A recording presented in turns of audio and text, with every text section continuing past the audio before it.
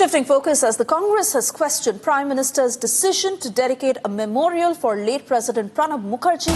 This decision of the government that is also a gift to Pranab Mukherjee for his love for the Sangh is what has been said by the Congress. Pranab Mukherjee had bowed his head at the Nagpur headquarters of the Rashtriya Swayamsevak Sangh and conferred the title of Dharti Putra on Sangh founder Hegdewar.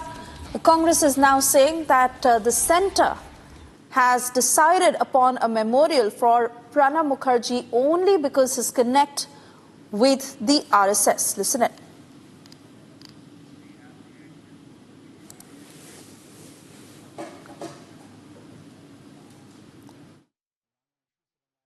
Pranab Mukherjee जो देश के राष्ट्रपति थे, जिनको भारत रत्न देने का काम भी नरेंद्र मोदी जी की सरकार ने किया, उनको आज एक स्मारक दिया जा रहा है।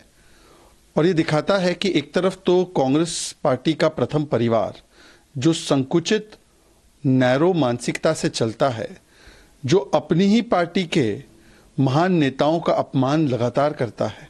हमने देखा कि जो अस्थियां विसर्जन होती है या अखंड पाठ होता है, उसमें भी शामिल नहीं हुए क्योंकि राहुल गांधी को पार्टी करनी थी। नरसिम्हा राव जी के भी विषय में ना स्मारक दिया, ना भारत रत्न दिया।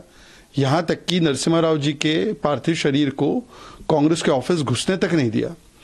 और गांधी परिवार और कांग्रेस का तो ये डीएनए रहा है, चाहे वो अंबेडकर जी के साथ हो, चाहे वो सरदार पटेल जी के साथ हो, चाहे वो राजेंद्र प्रसाद जी के साथ हो।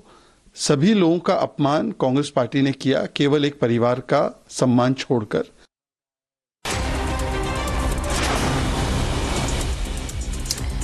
Union Minister Nitin Gadkari announced a new cashless treatment scheme which will provide expenses for 7-day treatment of a patient if he or she gets involved in an accident and are admitted in a hospital. A maximum of up to 1.5 lakh rupees will be provided for treatment and 2 lakh rupees will be given for the deceased in hit-and-run cases.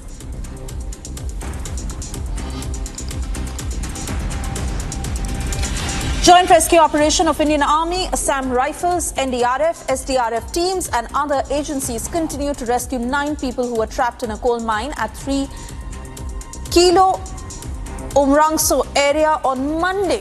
Assam Chief Minister Himanta Biswa Sarma said that Navy divers have been requisitioned to assist local authorities in rescuing the labourers as the water level inside the quarry has risen to nearly 100 feet.